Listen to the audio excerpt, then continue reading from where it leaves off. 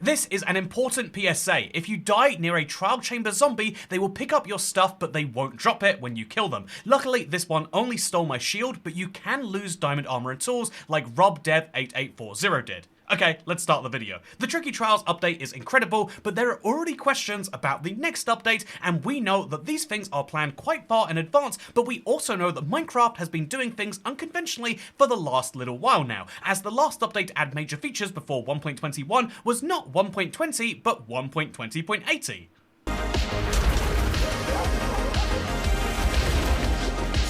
Interestingly, this was called a drop and not an update, but it does mean that although 1.22 is in early development right now, it does mean that all of the other things that we're expecting from the next update, such as changes to the trial chambers and the wind charge update and everything else that we know about, is actually going to be for this next update, 1.21.1 or 1.21.10. And interestingly, even though we've seen no new versions for Java since the update last week, we've seen 4 separate previews for the same update on Bedrock. And so if you want to know the nitty-gritty of exactly what's going to be inside of 1.21.10, let's dive into what's going to be in this drop or update today. So I want to start with one of the more minor sounding ones, but very important changes, because they have made the heavy core now take up the full inventory / item frame slot. This is one that is so crucial because it's meant to be one of the most powerful and important items, but previously it took up a tiny little space. Now it takes up the entire slot, which doesn't make sense thematically, I guess, when you look at the size of the mace by comparison, but I really like it as a way to emphasize its size, and so that's a very good change, just like how it's a very good change that drowns now spawn in rivers individually rather than in groups of 2. However, to balance that, so rivers will be slightly less drowned filled, you will also now be able to find drowns in aquifers and dripstone caves, so a little bit of balance for the surface for a little bit of damage under the ground. Very interesting.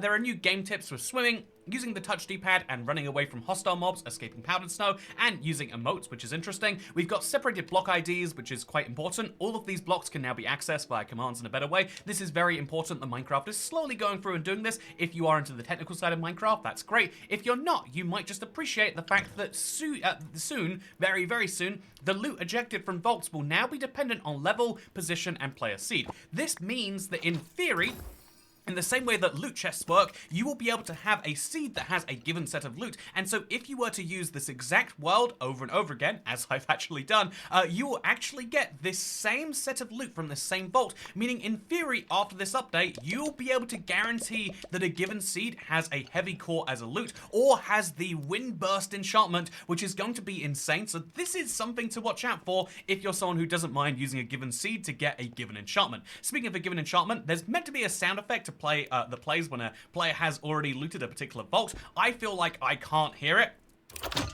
Maybe it's that kind of burnt out sound, or maybe that's the case. Honestly, I hear the witch so much more than I hear anything about this. I recommend going visually, but this is a new change. By the way, speaking of witches, they now will drop 4 to 8 redstone dust. This change has already been made on Java, so won't be coming there. But look at this, I'm killing a witch, and I just got so much redstone from it. And I'm gonna kill a second one, and I'm gonna get so much redstone from her. I say that, I got exactly 4, the minimum from both. But 8 redstone from witches is really great in my opinion. And I think that this is going to be really handy for anyone who's trying to get their hands on a compass, and so that is a change that I really appreciate them making. Speaking of changes I appreciate them making, we mentioned that hardcore can't come to Bedrock until they fix a bunch of damage bugs, and one of the most important ones sounds like it's fixed. Again, we'll take some actual testing to be sure about, but the player can no longer take damage while still in the world loading screen / dimension switch screen. This is huge. So many times you'll go into the Nether portal and die before you even can see anything. So many times you'll load up a Minecraft world and have drowned or fallen in lava. And I say so many times, I really mean it's like a 1 in every 100,000 times situation, but it's annoying that it happened, and this is one of the death bugs I wanted them to fix the most, because I don't encounter the idea of placing blocks and then randomly falling in lava, but I encounter this one a surprising amount, and so thank you, Mojang. If this works, I am so happy. Just like how I'm happy that trial chambers will now generate much less frequently in the deep dark. I'm not actually happy about that, that's a bummer. But you know what isn't a bummer? Petrified Oak Slabs now having its own block ID, but still behaving as expected. Here's a really interesting one. This is an oak slab that acts like it's a stone slab, but if you break it, guess what you get? You get an oak slab back from it. It's a very interesting thing. This is a technical kind of holdback from a long time ago. They also changed the rarity of these items, so keep that in mind, and also keep in mind that the wind charge projectiles can be summoned with the /summon command, and wind charge fired speed can increase by 50%. Let me see what that looks like. Okay, so I'm holding down the button, so this should be as fast as you can fire wind charges. Honestly, not too bad, right? Honestly, not that bad at all. You can now use these a little bit more as kind of like an arrow replacement if you want to. But yeah, this isn't the only change they made to wind charges. We'll come back into more later, right after we mention mob griefing. Because when mob griefing is disabled, the breeze's wind charge will no longer toggle or activate any redstone blocks. So let's turn mob griefing off, and then let's have a breeze spawn in. Have you seen the breeze spawn egg? I always forget just how weird it is. Like, it's so much more purple than the mob. But yeah, I'm going to stand in here with a breeze in here with me. You know, no. Fight me. Fire a wind charge at me. I dare you.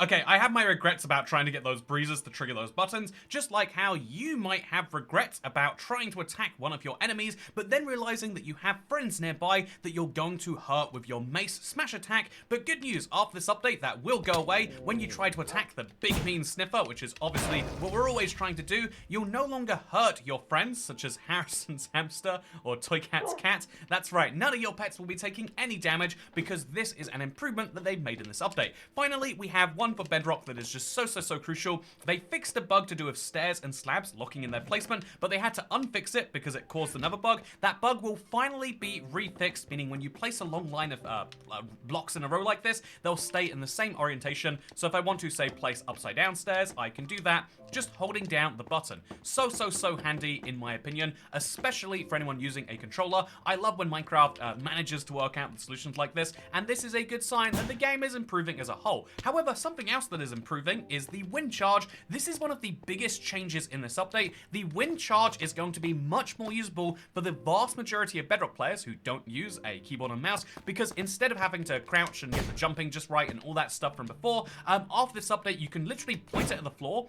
and you'll get a decent 5-block high jump. If we show right here, I can jump all the way up onto here, and even if there's a stairs, I can jump all the way into those stairs without having to jump or do anything. Literally just use this on the floor and then walk forwards and you can do it. This is a big usability improvement to the current system where that does next to nothing. And if you jump while doing this, you can go even higher. If I show you a good example, here's 8 blocks up into the sky now. I should be able to fairly easily jump all the way onto the top of this, something which is really great and one of the bigger changes that they're making. One of the other bigger changes that they're making, to come back round to it, is the fact that the structure designer for the trial chambers, Mosh, who did a really interesting interview recently where he spoke about the design of the trial chambers being deliberately done with these big pillars so that mobs will go both sides of it and try to kind of cut you off. He mentioned a really interesting thing at the bottom, that there was a bunch of secrets in the trial chambers. I don't believe that I found more than 1 or 2, so that is something that's worth interesting and looking at. But also he mentioned on Twitter just before 1.21 that the structure was locked down fairly early on, and so all the changes that he's looking to make to the structure, or that the team in general is, I should say perhaps more broadly, the changes they're looking to make to the structure will be happening in 1.20.1.10. We don't know the precise extent of these changes, but what we do know is that there are going to be quite a few, and the fact that we've already seen publicly that they're changing the way vaults work to be seed-based, that does give us a good clue that there's going to be some fun new changes, and maybe even some fun new secrets. So before we talk about the rest of 1.20.1.10, you know, future drops, and maybe even 1.22, we've got some interesting hints which I'd like to talk about. I'd like to quickly go into the rest of the news you might not have heard about. So the first game that Mojang made that wasn't Minecraft was called Scrolls, and later changed its name to Cool as Bane, and the soundtrack for that is now available if you want to listen to it.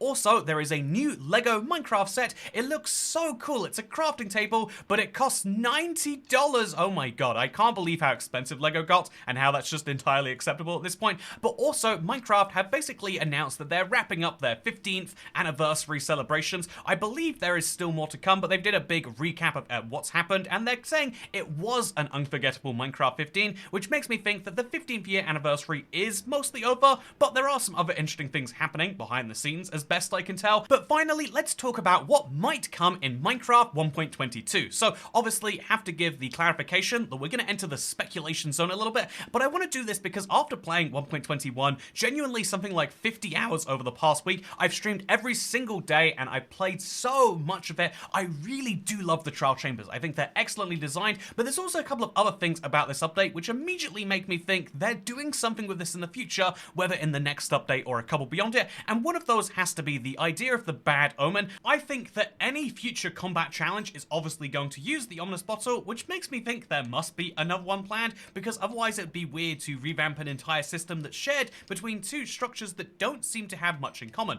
It could even be that they're planning to revamp existing structures. Imagine an ominous woodland mansion, or ominous bastion remnants, or an ominous end city even. You can do all sorts of fun things. Speaking of all sorts of fun things, the second thing that I thought was interesting is in this update they decided to buff the cartographer. Obviously he has a brand new map that he can give you, and something important that you should probably know about is that you can rename these maps without having to pay at an anvil like I've been doing. So you can type in coordinates, is I think a really great example of this. You can say exactly what it's going to be called, or you can just say this is a trial map, and this is really handy when you put it in an item frame. Pro tip for anyone out there who wants to do precisely this, but also a pro tip is that, yeah, actually Mojang deciding to update the cartography table and the cartographer has made for a fun little way to revamp an old feature. Wow, I wonder if there is another villager type with another trading table that they could be looking to revamp a little bit in a future update.